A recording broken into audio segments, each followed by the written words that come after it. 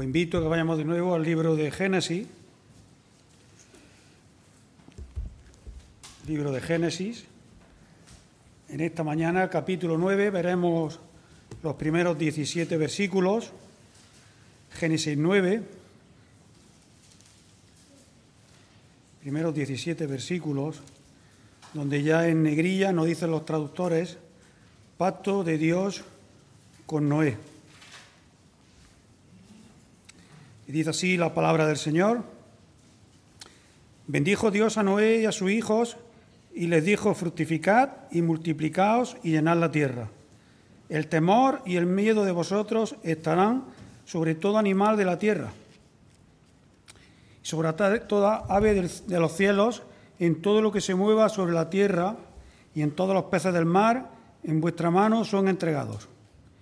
De todo lo que se mueve y vive os será para alimento, así como las legumbres y plantas verdes os los he dado todo. Pero carne con su vida, que es su sangre, no comeréis, porque ciertamente demandaré la sangre de vuestras vidas, de mano de todo animal la derramaré, y de mano del hombre, de mano del varón su hermano demandaré la vida del hombre. El que derramare sangre de hombre, por el hombre su sangre será derramada, porque a imagen de Dios es hecho el hombre. Mas vosotros fructificad y multiplicaos, procread abundantemente en la tierra y multiplicaos en ella. Y habló Dios a Noé y a sus hijos con él diciendo: He aquí, yo establezco mi pacto con vosotros y con vuestros descendientes después de vosotros, y con todo ser viviente que está con vosotros, aves, animales, y toda bestia de la tierra que está con vosotros, desde todos los que salieron del arca hasta todo animal de la tierra. Y estableceré mi pacto con vosotros, y no extenderé ya más toda carne, no exterminaré ya más toda carne con aguas de diluvio, ni habrá más diluvio para destruir la tierra. Y dijo Dios: Esta es la señal del pacto que yo establezco entre mí y vosotros, y todo ser viviente que está con vosotros por siglos perpetuos. Mi arco he puesto en las nubes, el cual será por señal del pacto entre mí y la tierra. Y sucederá que cuando haga venir nubes sobre la tierra, se dejará ver entonces mi arco en las nubes. Y me acordaré del pacto mío que hay entre mí y vosotros y todo ser viviente de toda carne. Y no habrá más diluvio de agua para destruir toda carne. Estará el arco en las nubes y lo veré. Y me acordaré del pacto perpetuo entre Dios y todo ser viviente con toda carne que hay sobre la tierra. Dijo pues Dios a Noé: Esta es la señal del pacto que he establecido entre mí y toda carne que está sobre la tierra. Hasta aquí la palabra del Señor. Y estos primeros 17 versículos del capítulo 1, de alguna manera nos llevan de nuevo al capítulo 1 de Génesis. Como algunos comentaristas nos dicen, el nuevo comienzo. Todo se reinicia de nuevo. Ha habido un reset de la creación, casi. Todo nuevo ha empezado otra vez. Es verdad que si pensamos un poco en lo que hemos leído, para nosotros es un tanto complejo hacernos la idea en el momento de la historia del hombre de este mundo, ver en dónde nos encontramos. Leímos desde el capítulo 1 hasta el 8 todo el tránsito de la creación, cómo el hombre fructificó y llenó la tierra, cómo la maldad se apoderó del hombre, la serpiente inoculó en el huerto del Edén el pecado en el hombre, cómo el pensamiento de continuo en el hombre era solamente el mal, y cómo el Señor tuvo que dar un golpe sobre la mesa para erradicar ese mal. Solo encontró a Noé como justo. Por 100 años estuvo predicando el arrepentimiento y cómo el juicio que hizo el Señor a través del diluvio para erradicar ese pecado. Y como decimos, un nuevo amanecer, un nuevo comienzo. Dice el versículo 1 que bendijo Dios a Noé y a sus hijos y le dijo: fructificad y multiplicaos y llenar la tierra. Acabó el diluvio,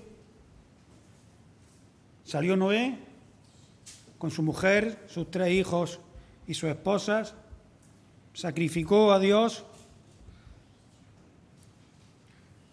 y el Señor tiene que darle unas nuevas instrucciones. Todo lo que Noé había conocido antes ya no había, estaban solos en el mundo y el Señor empieza a darle una serie de instrucciones. De alguna manera, lo que Noé se encontró al salir del arca era ciertamente diferente a lo que había cuando él entró allí, y el Señor vuelve a dar instrucciones al hombre. Prácticamente son las mismas que encontramos en Génesis 1:28 que le dio a Adán y Eva. Fructificad, multiplicaos y llenar la tierra.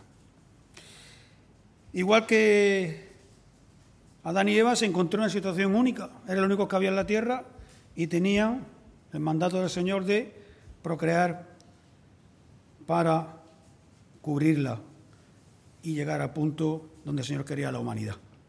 Dice el versículo 2 que el temor y el miedo de vosotros estarán sobre todo animal de la tierra, sobre toda ave de los cielos, en todo lo que se mueve sobre la tierra y en todos los peces del mar, en vuestra mano son entregados. Temor y miedo a todo animal sobre la tierra. Eso lo conocemos nosotros. Cualquier animal, cuando vamos al campo, raro es que se deje que nos acerquemos a él. Raro, animal, digo, salvaje. No hablamos de un perro que nos encontremos por la calle o algo así.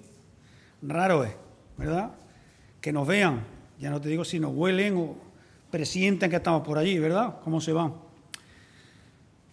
Bueno, esto es un decreto que el Señor va a llevar en la impronta de los animales, en su genética, conforme nacen, ese miedo al hombre. Y eso va a venir porque el Señor va a hacer también un cambio que parece ser que no estaba antes en la disposición primera con Adán y Eva, y es que el hombre va a poder tomar como alimento de los animales.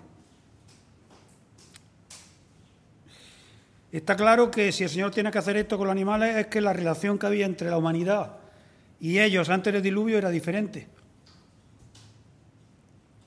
Por poco que podamos, ¿verdad?, leer la palabra del Señor, si ahora el Señor tiene que poner en el animal ese miedo al hombre que antes no estaba, es por algo, antes no existía ese miedo de los animales hacia el hombre. Ese instinto de supervivencia que van a tener los animales con respecto al hombre, porque vamos a ser predadores, no vamos a alimentar de ellos. Y el Señor va a darle este instinto también para protegerlos de alguna manera, aunque seguimos siendo el hombre responsables de la creación también aquí, porque el Señor nos dio también, ¿verdad?, a cada uno de nosotros y a la humanidad esa responsabilidad. Dice el versículo 3 que todo lo que se mueve y vive os será para alimento. Ya no solamente el mundo vegetal, de lo que se nutrían antes del diluvio, sino también en el mundo animal. Como sigue diciendo, así como las legumbres y plantas verdes, os lo he dado todo. A Adán se le dieron instrucciones para alimentarse también. Génesis 1, 29 y 30 y 2, 15 al 17. Y han cambiado para Noé ahora. Han cambiado. Puede comer de todo el mundo vegetal y también de todo el mundo animal, que hasta donde la palabra nos dice, anteriormente al diluvio, no era así. Pero, hay un pero. Hay un pero. Nos dice el versículo 4, pero carne con su vida, que es su sangre, no comeréis. El Señor indica una forma de consumir aquello que el hombre va a sacrificar para su alimento. por dos motivos esenciales. El primero, por un respeto a la vida del animal que vas a matar, que vas a sacrificar para alimentarte. Y dos, porque la sangre representa la vida. Y sabéis el significado que tiene en la palabra del Señor, sangre con respecto a la vida. La importancia tan grande que tiene a lo largo de toda la palabra, ¿verdad? Esta dualidad entre la sangre y la vida. Para hacer una simple referencia, primera de Juan 1:7. La sangre de Jesucristo, el Hijo de Dios, nos limpia de todo pecado. En esta mañana hemos estado celebrando el partimiento del pan y del vino, y a lo largo del curso del culto, varios hermanos han hecho referencia a la importancia de esa sangre de Jesucristo derramada por cada uno de nosotros.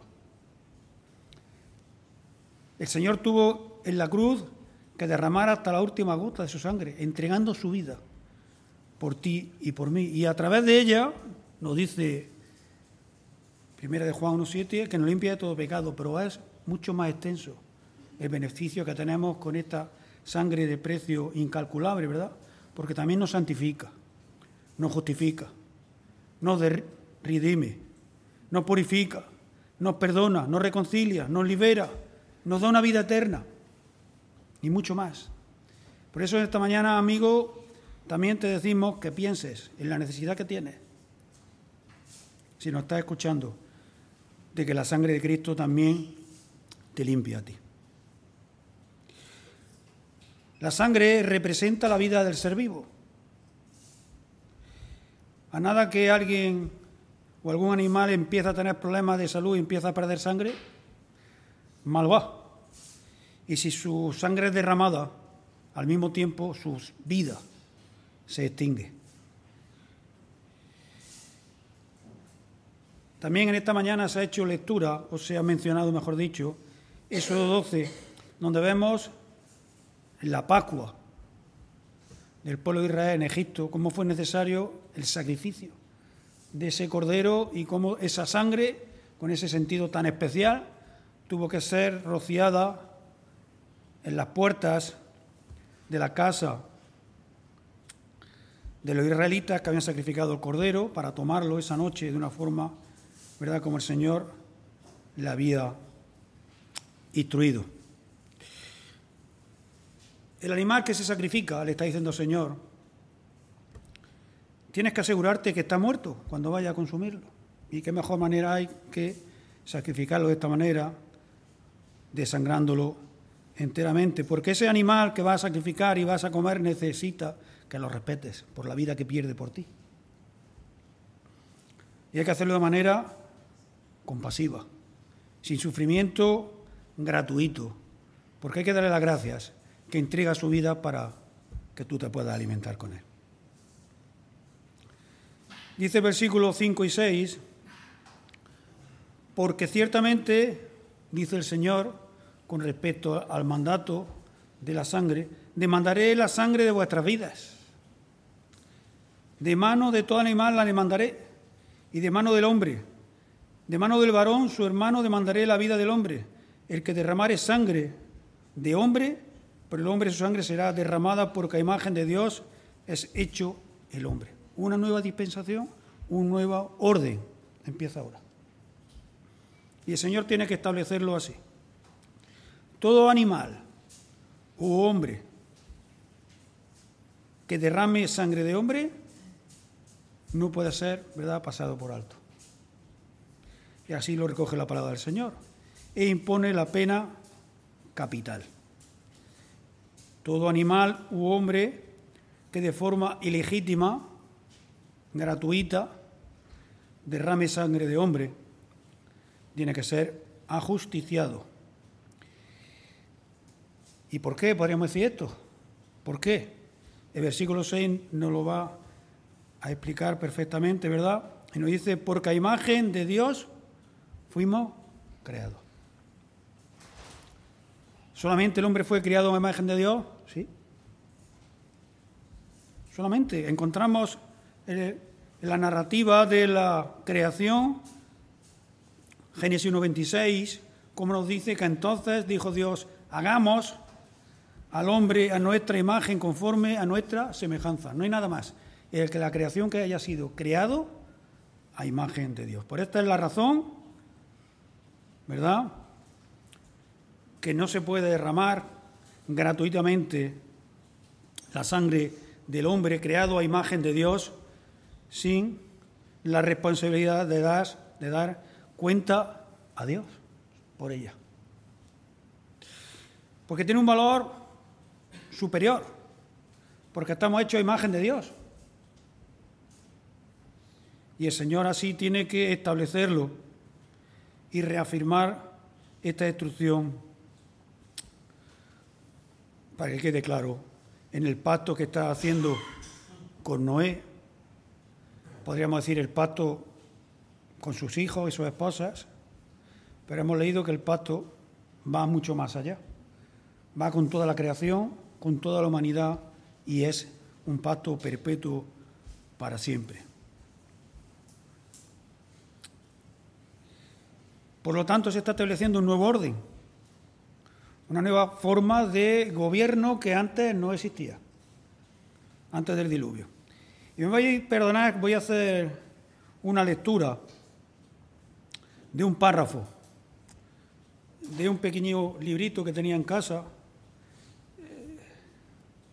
en parte olvidado, como otros tantos que tenemos, ¿verdad? Lo leímos en su momento y luego parece que se nos olvidan y por una serie de cosas vino otra vez a nuestras manos. Es un libro que apenas tiene 60 páginas, de nuestro querido hermano Pedro Inglés, y se titula Plan General de la Biblia. Una joya, que te lees poco menos que en una tarde, y si harías bien en sentarte este cuadernillo de estudio y trabajar en él, que te va a dar una perspectiva, ¿verdad?, que muchas veces se nos olvida. Maravillosa. Aquellos que no lo tengáis, haceros de. Va a ser difícil porque está agotado, pero intentad haceros de. Y los que lo tenéis, volver a leerlo. Nos va a llevar otra vez a disfrutar en nuestra memoria de cosas grandes. Nos decía así nuestro hermano en este plan general de la Biblia, que hasta este momento, en este momento que estamos leyendo, en Génesis 9, dice, hasta este momento de la historia de la humanidad, Dios ha dejado al hombre en libertad de conciencia para que mostrara hasta dónde es capaz por sí mismo, y ya hemos visto cuál fue el resultado.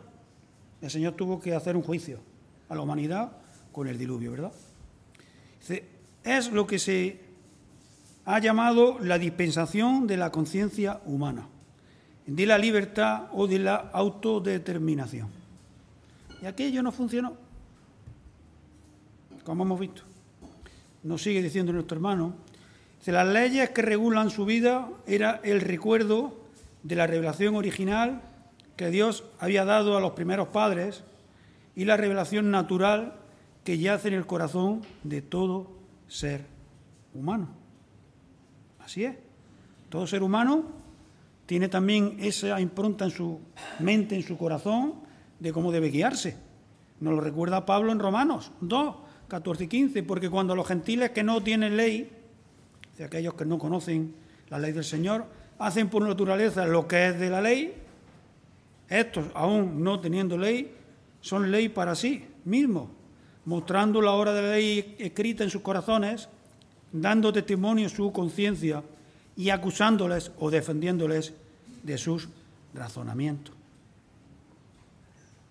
Y nos dice nuestro hermano, para terminar, que a partir de ahora, de este momento de la historia, cuando el Señor ha puesto este nuevo orden, da ciertas leyes y promesas que han de regir en adelante y que son vigentes en cuanto al orden de la naturaleza y el social humano, que es lo que hemos llamado el pacto noético.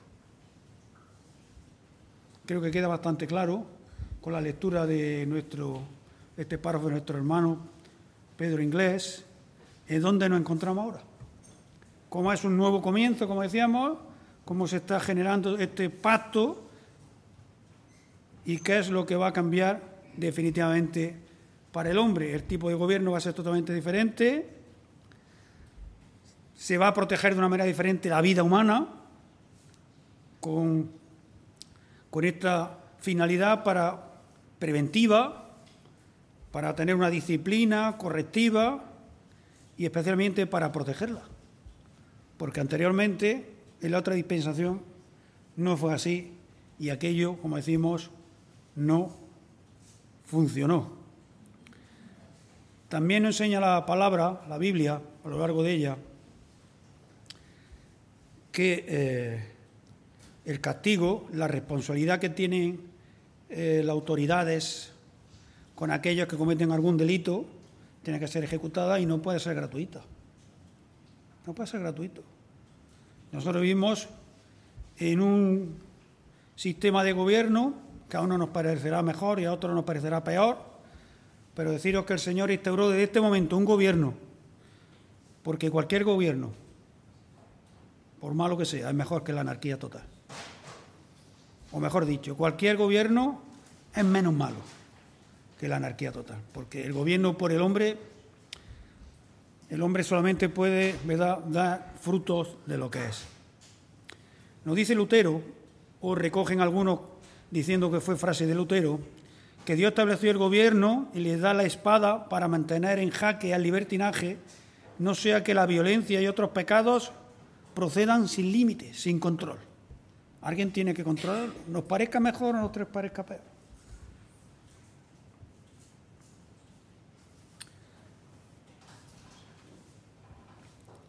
Del versículo 7 al 10, de nuevo, el Señor vuelve a hacer énfasis en los primeros versículos que hemos leído de este capítulo para darle más fuerza a esta instrucción que le está dando a aquellas 4 parejas que había allí, Moisés con su esposa y sus 3 hijos, y vuelve a decir, 7 al 10, mas vosotros fructificad y multiplicaos, procread abundantemente en la tierra y multiplicaos en ella. Y habló Dios a Noé y dijo a sus hijos con él, diciendo, he aquí que yo establezco mi pacto con vosotros y con vuestros descendientes después de vosotros, y con todo ser viviente que está con vosotros, aves, animales y toda bestia de la tierra que está con vosotros, desde todos los que salieron del arca hasta todo animal de la tierra. El pacto eterno, perpetuo. Pero no solamente con Noé alcanza este pacto y con los que allí había, no, y con sus descendientes. Tú y yo somos descendientes de Noé. Tú y yo, pero más allá, con todos los animales, con toda la creación, este pacto era para nosotros un nuevo comienzo. Mas vosotros fructificaos y multiplicaos, se repite, ¿verdad?, la ordenanza de la necesidad de poblar la tierra. Y yo establezco mi pacto a ti, a tu descendencia, a todos, ser viviente. Y no deja de ser lo que vimos la pasada vez que estuve con vosotros en Génesis 8, versículos 21 y 22, una vez que salieron del arca. Fue el mismo orden que el Señor le dio de instrucciones.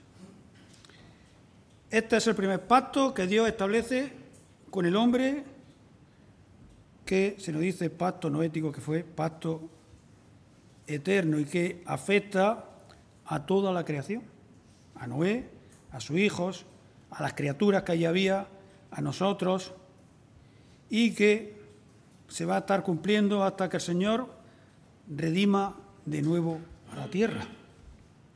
Nos dice el versículo 11, estableceré mi pacto con vosotros y no exterminaré ya más toda carne con aguas de diluvio, ni habrá más diluvio para destruir la tierra.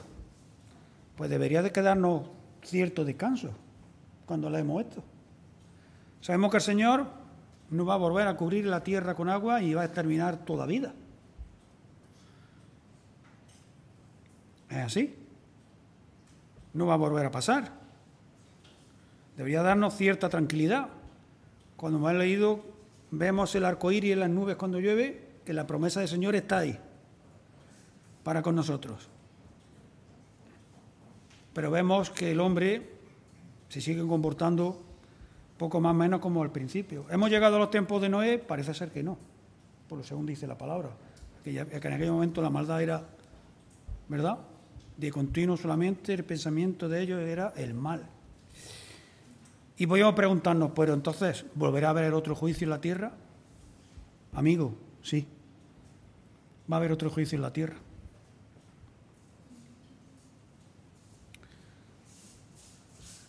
El Señor ya empezó a tomar medidas después del diluvio para que la maldad del hombre no llegara a alcanzar esos niveles o que tardara más. Y ya vimos en su momento como lo primero que hizo el Señor, ¿qué fue? Reducir la vida del hombre en apenas 80 años. Como nos dice Moisés en su Salmo, apenas 80 años. A partir del diluvio, como vimos cómo van menguando la vida del hombre. Pero aún así nos dice la palabra que posiblemente las cosas pudieran volver a ser igual. Nos dice Mateo 23, 37, más como en los días de Noé, así será la venida del Hijo del Hombre. ¿Verdad? Y entonces, ¿cómo el Señor va a juzgar a la tierra? Si no ha dicho que ya nunca más va a perecer por agua. Nos dice 2 de Pedro 3, 6, 7. Por lo cual, el mundo de entonces, refiriéndose a los tiempos de Noé, antes del diluvio, pereció anegado en agua. Pero los cielos y la tierra que existen ahora, la que tú y yo vemos, están reservados por la misma palabra, guardados para el fuego que en el día del juicio y de la perdición de los hombres impíos. Habrá un juicio. Pero esta vez no va a ser por agua, va a ser por fuego. Y así está establecido. Y así el Señor lo tiene establecido.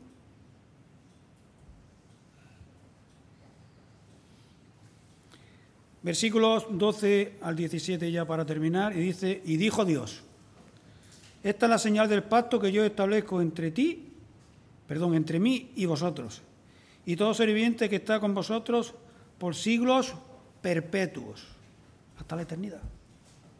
El Señor no es hombre para que mienta, y el Señor lo que promete, lo cumple. Por eso te decimos, amigo, que lo cumple. No vamos a ser ya más juzgados por agua, pero sí por fuego. Si mi arco he puesto en las nubes, el arco iris, el cual será por señal del pacto entre mí y la tierra. Sucederá que cuando haga venir nubes sobre la tierra se dejará ver, entonces mi arco en las nubes. Y me acordaré del pacto mío, que hay entre mí y vosotros y todo ser viviente de toda carne. Y no habrá más diluvio de agua para destruir toda carne. Estará el arco en las nubes y lo veré. Y me acordaré del pacto perpetuo entre Dios y todo ser viviente, con toda carne que hay sobre la tierra. Dijo pues Dios a Noé, esta es la señal del pacto que he establecido entre mí y toda carne que está sobre la tierra. Se reafirma el Señor en el pacto y da una señal para que cuando Él la vea se acuerde. Y nosotros cuando la veamos nos acordemos también. Si vamos a la RAE y buscamos la palabra pacto, nos dice que es concierto o tratado entre dos o más partes que se comprometen a cumplir lo estipulado. Pues de acuerdo a esta definición, aquí el pacto de Noé cogía de algo. ¿Hay dos partes o más? Sí. ¿Se comprometen a cumplir lo estipulado? El Señor sí, nosotros no tenemos que cumplir nada. No aparece nada que tengamos que hacer en el pacto. ¿Sabéis por qué? Porque el Señor tiene esa gracia para con nosotros, esa misericordia, esa bondad para la humanidad, que sabe que si hubiéramos tenido que comprometernos con algo, pues y habríamos incumplido el pacto.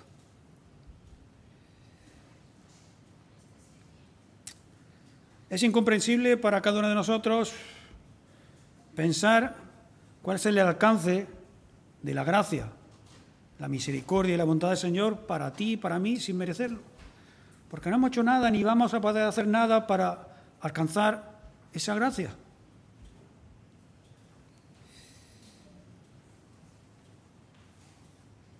no pasando apenas 3 meses, volverá a venir la celebración de la Navidad, donde todo el mundo cristiano, por así decirlo, va a recordar de alguna manera lo que aconteció hace ya más de 2000 años, pero no sé si en la mente de todos aquellos que la celebran de alguna manera recuerda o está presente en ellos qué sentido tenía esto. Lucas lo recoge en el capítulo 2, la aparición de los ángeles a los pastores, del 8 al 14, Lucas 2, 8 al 14, donde sí se narra cuál era el motivo por el cual celebramos la Navidad, el nacimiento de Cristo. Dice que había pastores en la misma región que velaban y guardaban la vigilia de la noche sobre su rebaño. Y aquí se le presentó un ángel del Señor y la gloria del Señor les rodeó de resplandor y tuvieron gran temor. Pero el ángel les dijo: no temáis, porque he aquí os doy nueva de gran gozo, que será para todo el pueblo, que os ha nacido hoy en la ciudad de David un Salvador, que es Cristo el Señor. Esto os servirá de señal: hallaréis al niño envuelto en pañales y acostado en un pesebre. Y de repente apareció con el ángel una multitud de las huestes celestiales que alababan y bendecían a Dios. Gloria a Dios en las alturas. Y para esto nació el Señor Jesucristo, lo que viene a continuación. Y en la tierra paz, buena voluntad para con los hombres. Esta es la gracia del Señor para ti y para mí. Que el Señor tiene buena voluntad para ti y para mí. Que nosotros no tenemos que hacer nada. Que Él ya lo hace todo. Como dice, hemos leído, lo veré y me acordaré. El Señor es mismo el que hace el pacto con nosotros, pero lo hace con Él mismo y se acuerda de lo que ha pactado contigo y conmigo. Y lo establecerá perpetuamente con toda la humanidad, con toda la creación. Y ha puesto algo que es inconfundible en el cielo, ¿verdad? Pero que nos acordemos también nosotros cuando lo veamos de su misericordia y su gracia y su bondad. Algunos se preguntan, ¿existía ya el arco antes de que hubiera el diluvio? No tiene más sentido entrar en esas polémicas. Posiblemente sí, posiblemente no. Antes no había llovido, por lo tanto posiblemente no habría arco. Otros dicen, bueno, la neblina que se formaba posiblemente podría... No tiene más sentido. El arco es la señal del pacto del Señor con la humanidad. Y es señal para Él, de su fidelidad, para con nosotros, de su gracia y su bondad.